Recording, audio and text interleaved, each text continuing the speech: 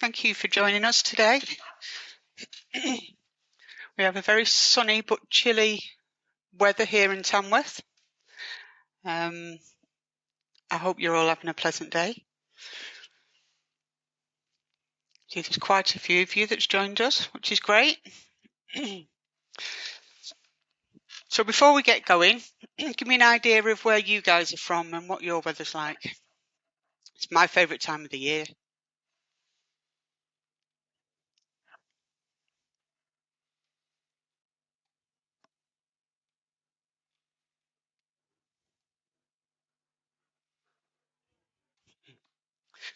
Okay.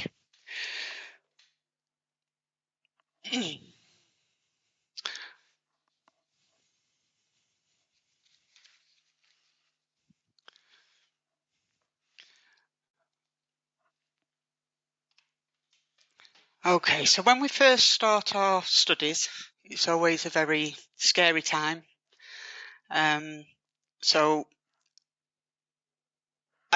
what you first need to do is to ask yourself, what do you want to do?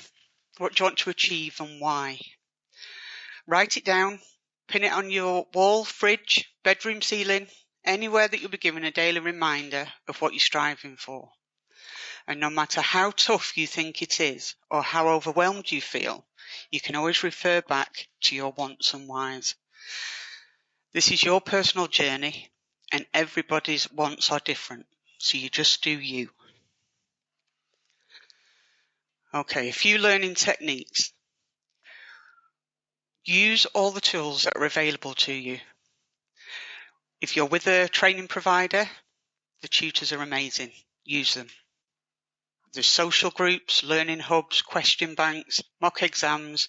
There's an awful lot of support around you and a lot of lovely people wanting to help you. So use everything that you can. When you're working through the textbook, if, and I should say when, you come across difficult sections, tap the page and go back to it later and revisit it. Write down the different terminologies and what they mean. Having your own handwritten bullet points not only helps in repetition and understanding, but it also gives you a quick reference guide during those moments of brain fog. And we all get them, especially 2 minutes into sitting an exam. When you're on the Rogo platform, use the navigation tool. If you're unsure about a particular question, flag it and come back to it later.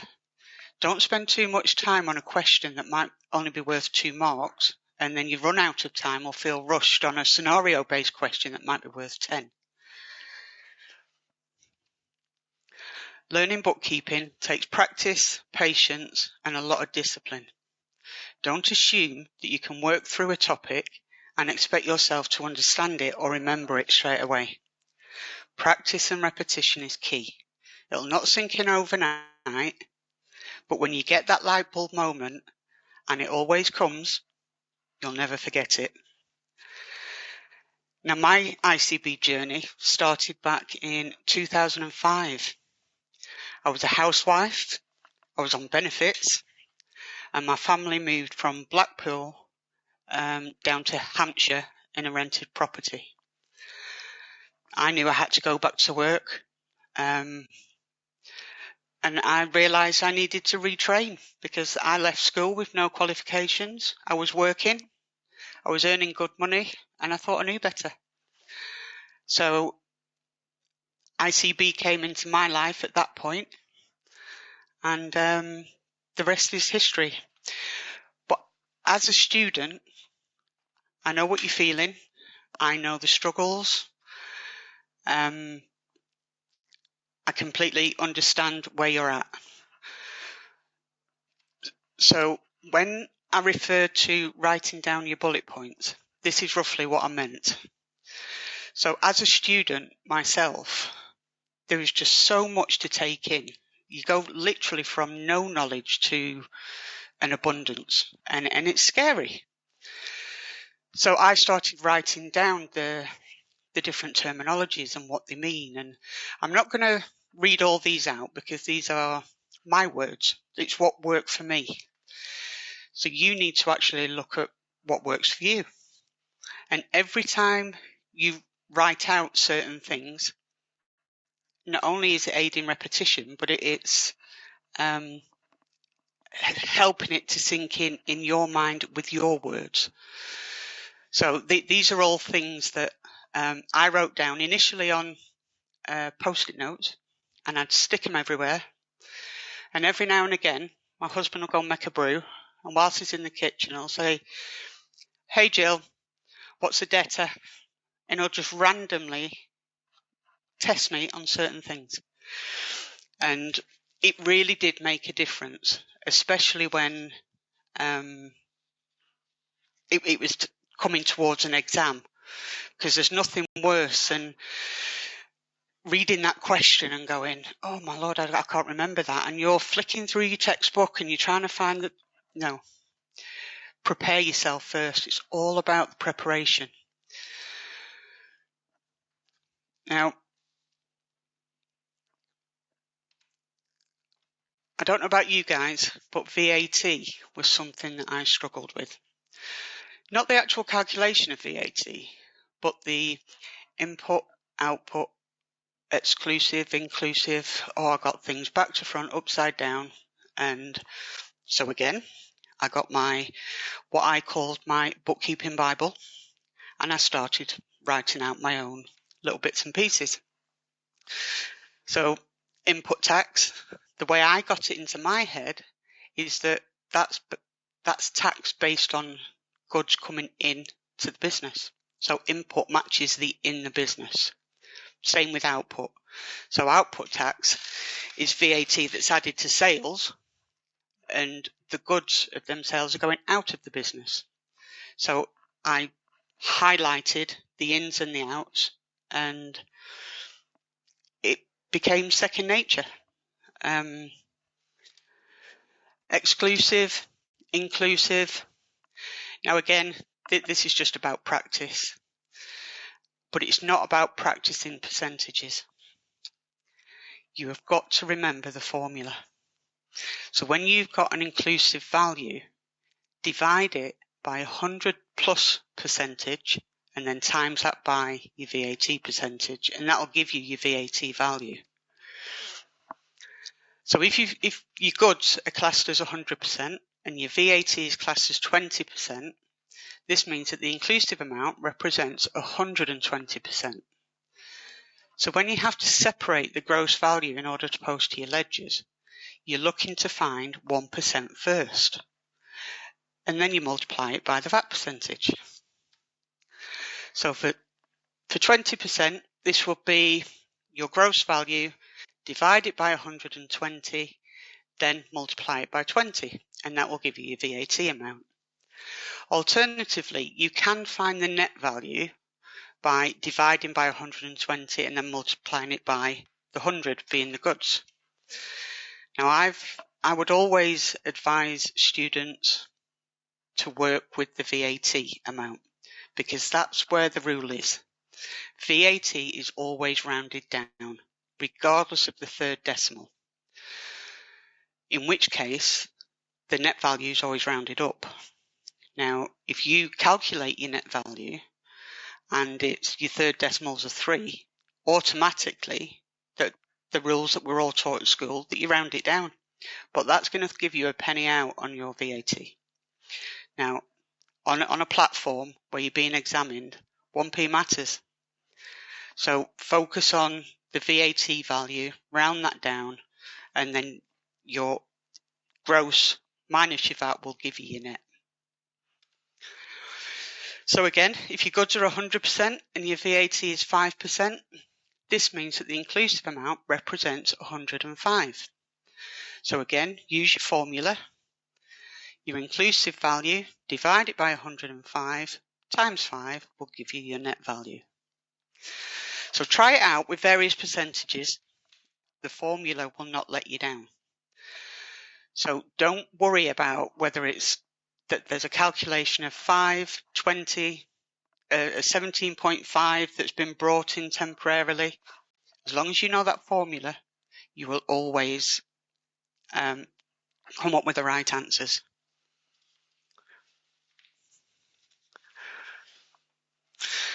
Okay, so when I got to the end of a unit myself, I took a mock exam because I wanted to see not only what I was being tested on, but also if my handwritten notes worked.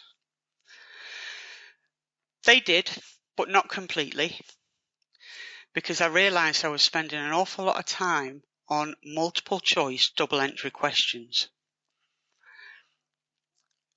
So again, these questions were only worth 1 mark, but every one of them seemed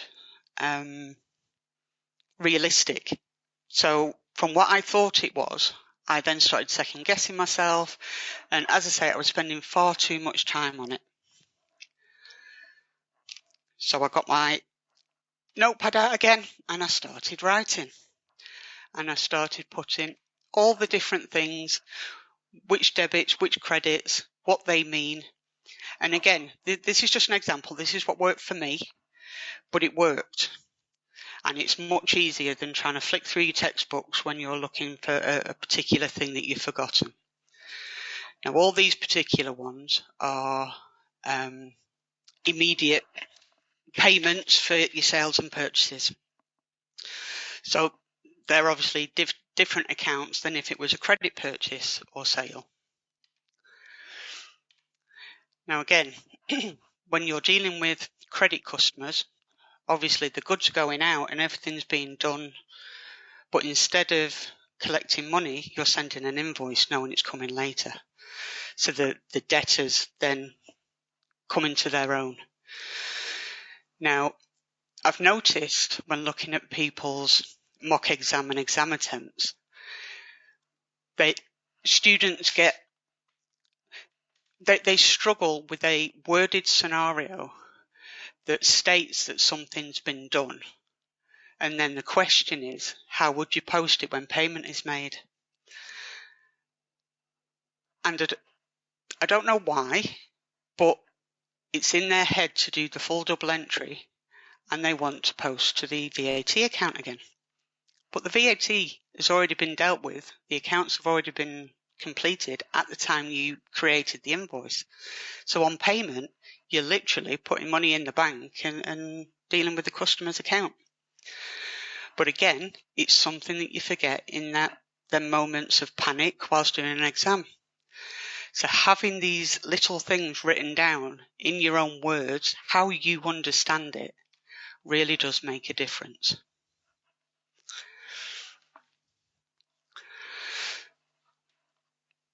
So once I got that mock exam out of the way, I wrote my additional notes and I then took another mock exam. I felt quite confident enough to sit the real exam, but as I'd not had an overly positive mock exam result, I thought I'm going to do one more. Because at the end of the day, a mock exam is much cheaper than a resit of an exam. So I wanted to get everything in place and everything straight in my own mind, because I don't know about you, but exams scare the life out of me. Hate them with a passion. And this is why preparation before any test is absolutely vital. You know yourself, it's an open book. You can use notes. So it's more about time. The more you can put in front of you that's a quick reference guide, the quicker you're going to find the information that you need. And as time goes on and the more you use your own notes and the more you write for yourself, the more it sinks in. The more times you get that light bulb moment and realise that you do understand it. Because understanding, we can all follow a process like this and do what it's saying, as in you debit this, credit that. But you've constantly got to think of what it is you're doing whilst you're making that debit, i.e. increasing an asset or increasing decreasing a liability. It's important to not just follow the in, the out, the left, the right, the debit and credit. Make a mental note of what it is that's happening. Everything has a purpose in bookkeeping. Everything's logical. Find that and you'll not go far wrong. So let's have a look at the units for level 2. We've got A1, A2 and A3. Now there's the 3 units, the first 2 being your manual bookkeeping, which we know isn't reality. In the real world, you're never going to draw up a T account and start entering debits and credits. It's all done via software. But without that understanding of your manual bookkeeping, you're not going to understand what the software is doing. So again, the software is just a tool, just like a mobile phone is a tool. You learn how to use it. You know what buttons to press to do what. But the key is, when you enter a line of transaction and you've got different codes connected to it and you click save, do you understand what is happening? Software is a fantastic tool to really help a bookkeeper get through things quickly. But without that manual bookkeeping, without that true understanding, if your software breaks or you lose the internet, you can't carry on because you don't know how to do it.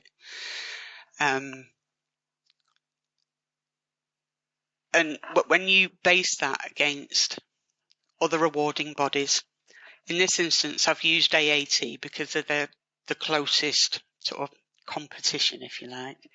Not that we see it as a competition, but they do bookkeeping and they're very well known. In their bookkeeping pathway, they have 2 units, not 3. Now, again, you might think that's better, it's quicker, there's less exams. But actually, they don't cover the software unit, which actually, if you went and got a job at the end of being level 2 qualified, you're actually a lot more prepared for the workplace. Because remember, as I said, software is just a tool, and regardless of what you train on, all other softwares will do a similar thing. You've just got to find out where their buttons are and how that works. Just like you flushing your mobile phone down the toilet and needing a new one. You've got to learn how to use that tool, that new mobile phone. Software is exactly the same. It's about understanding what that tool is doing for you and how it worked. So then when you generate your reports and management want X, Y, Z from you, once you've generated it, you can read it and understand it. Now, there's many job vacancies that you could actually go to once you're level 2 qualified. Everything from an accounts administrator to a data entry clerk, trainee bookkeeper, etc.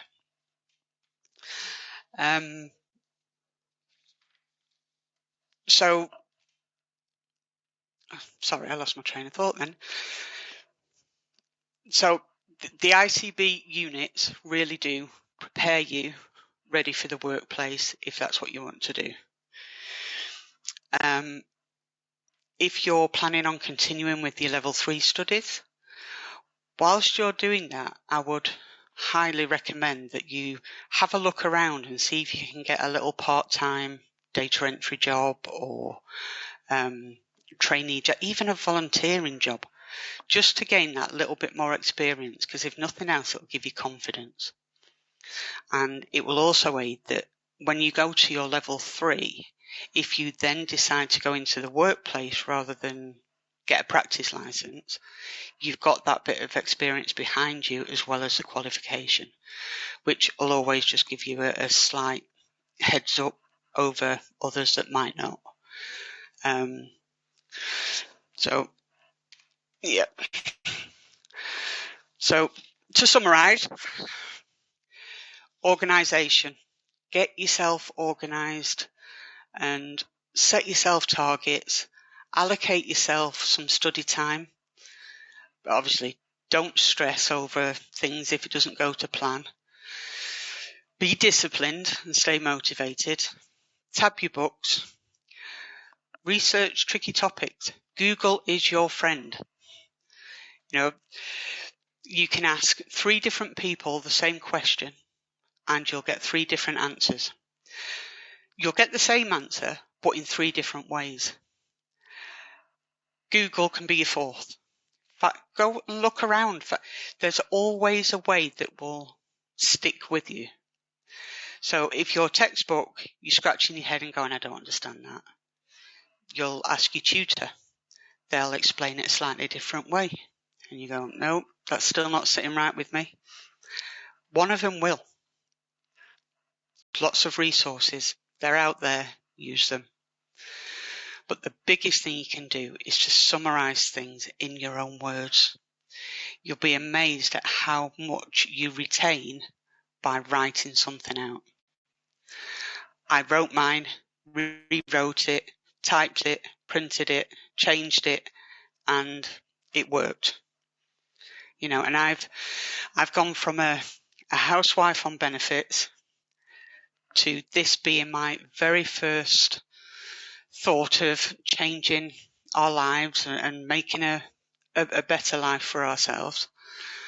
And, I went from being a student to a tutor to then having a hand in online resources and writing of materials.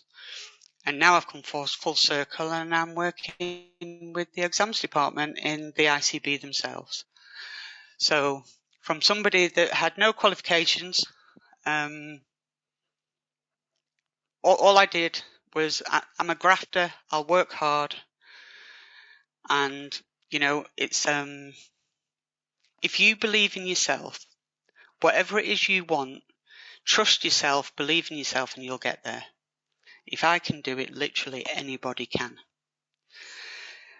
Bookkeeping isn't easy, but nothing worthwhile ever comes easy. So if it was, everybody would be doing it. So do we have any questions? I do believe Peter's in the background, and hopefully answering your questions as we go. But we're on a tight schedule with these virtuals. There's so much to pack in. So we literally only had 25 minutes. We've got 2 minutes left. So if anybody has got anything specific they want to ask, feel free. Just know that everybody at the ICB are approachable. We are a team. We've all been where you are right now. Don't let anything scare you. Don't let anything put you off. There is, even me, if you get desperate and you need to talk to somebody, I'm here too. So from your tutors and the forums and the different groups, the branch meetings, that's another one you should really look at, going to branch meetings, because you meet other people in the same position as you are, and distance learning, studying as an adult is tough. And, the more people that you can communicate with, the less isolating you'll be, the more confident you'll become, and you'll realise you're not alone.